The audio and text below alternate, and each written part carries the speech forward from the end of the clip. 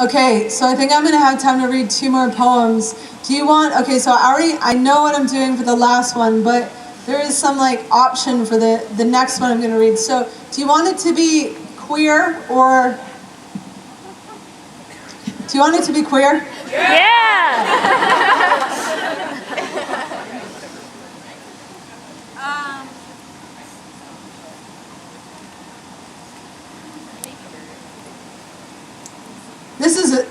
Okay, so I'm gonna okay.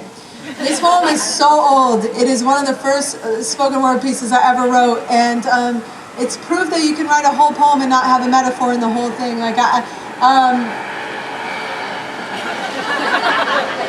sort of love this. It's like we're like, I don't know. I just like it. I feel like people are going places, you know. Anyway, this is such an old poem, y'all. I used to teach in a preschool kindergarten, and they were just magical. They were so magical. They said miracle things every day. Speaking of airplanes, lately, so I've been having trouble going through the airport, and it's like new. I've not had that in the past, but I was going through the airport security about a month ago, and I don't know if it was because I was I had a binder on, so I had my chest flattened. Not that I'm busting out of my shirt right now, but when I came out of the little electronic machine, the woman there said, "Blue or pink? Blue or pink?" And she was hollering blue or pink at me, and I was just staring at her like, oh my God, what am I supposed to say? She's like, blue or pink, blue or pink? And I'm like, she's like, man or woman? Man or woman? She's hollering me. Are you a man or a woman? And I wish I had come up with something quicker instead of like, you know, but I knew I had to pick one immediately. And I said, if I had to pick one, then I'll just go, you know, with woman for then. But I don't know what set off the thing. I mean, there was something in the like little electronic machine that was looking at me naked and deciding that they couldn't tell what I was, which I think is super cool actually. But it's still fucking rude. We need to come up with a different machine. Okay, anyway, so this came from the preschool. Are you a boy or a girl? He asks, staring up in the all 3 feet of his pudding gosh, hold up, let me get the words. Honey. What did you say? Honey.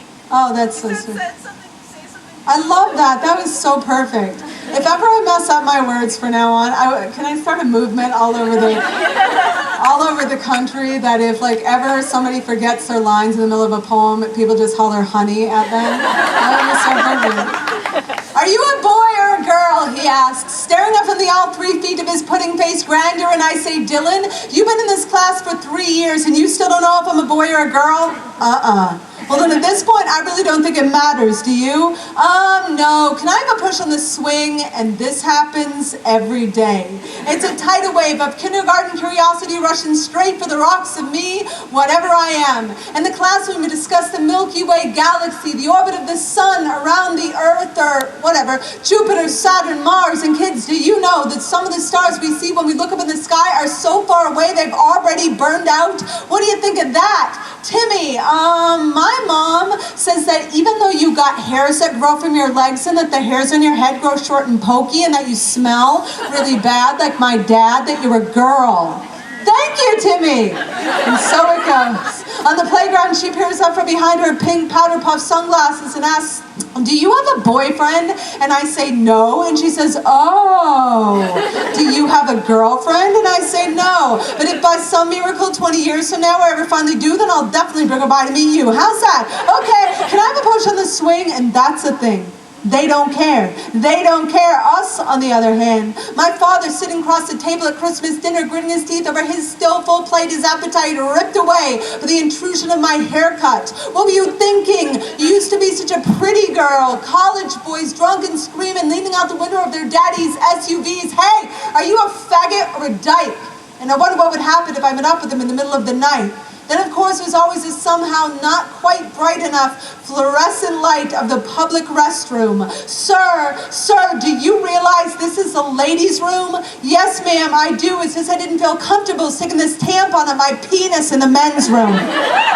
Use that line sometime. But the best is always the parents at the market. The mother sticking up her nose, or the father pushed aside his child's wide eyes, whispering, "Don't stare, it's rude." And I want to say, listen, dude, the only rude thing I see is your paranoid parental hand pushed aside the best education on self that kid's ever going to get with your pinks and blues, your boy-girl rules. So why don't you take your macho and shove it in that cart with your wife's fucking issue of Cosmo, because tomorrow I start my day with 28 minds and know a hell of a lot more than you. And if I show up in a pink frilly dress, those kids won't love me any more or less. Hey, are you a boy or never mind. Can I have a push on the swing? And someday, y'all, when we grow up, it's all gonna be that simple. Thank you.